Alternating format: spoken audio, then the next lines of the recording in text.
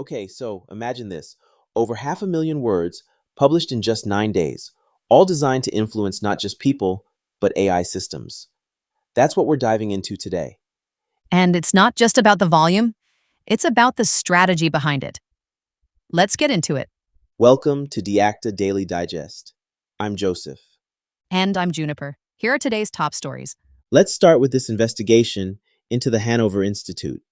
It's a name that sounds credible, right?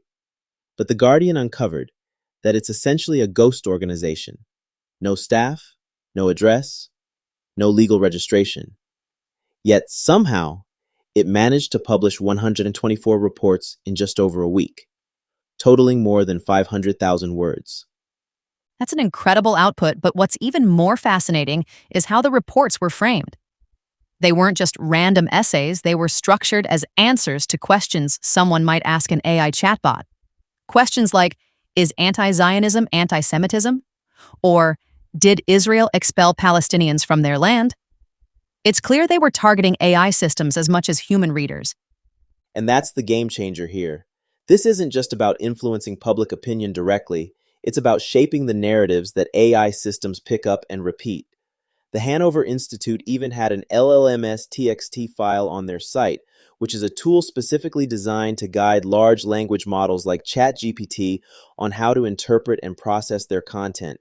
What's really unsettling is the long-term impact. If this material gets embedded into web archives like Common Crawl, it could become part of the training data for future AI models. That means these narratives could influence AI-generated information for years, maybe even decades, without anyone realizing where they came from. Exactly. And the operation isn't small scale.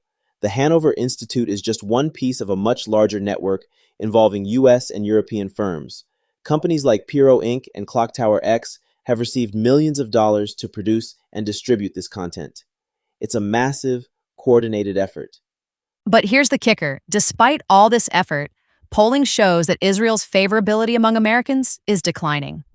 More Americans now sympathize with Palestinians than Israelis, according to recent surveys. So even if they're succeeding at influencing AI, they're not necessarily changing public sentiment. Which raises an interesting question. Is the goal here to win hearts and minds? Or is it something else entirely? Maybe it's about controlling the historical record or preempting criticism.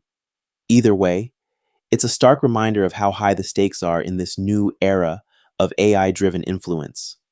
It's definitely something to keep an eye on.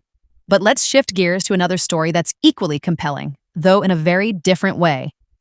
This one is about Eviatar David, a former hostage who's now crowdfunding his recovery. His story is both heartbreaking and inspiring. David was just 22 when he was abducted from the Nova Music Festival and spent over 2 years in Hamas captivity. The details of his ordeal are almost too horrific to imagine. He was starved for months, forced to dig his own grave for a propaganda video, and subjected to psychological torment. It's the kind of experience that could break anyone. And yet, he's found a way to move forward. Music has been a lifeline for him. He's using his guitar as a form of therapy, a way to cope with the PTSD that still haunts him. He's also speaking out, sharing his story to ensure that the world doesn't forget what happened to him and others like him. What's remarkable is how he's turned moments of joy into acts of defiance. Performing at his brother's wedding, planning speaking engagements in the US. These aren't just personal milestones. They're declarations that his captors didn't succeed in breaking him. But his story also highlights a troubling gap in support for survivors. David has had to turn to crowdfunding to cover his rehabilitation costs because the Israeli government's assistance has been insufficient. It's a sobering reminder of how much more needs to be done to support people who've endured such unimaginable trauma.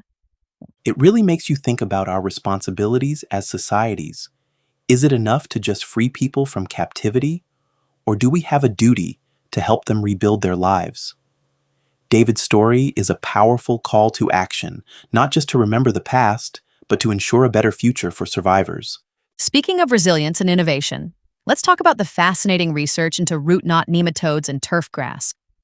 It's a bit of a shift, but the science here is incredible. Root knot nematodes are a major problem for golf course putting greens, and researchers at North Carolina State University are tackling the issue head-on.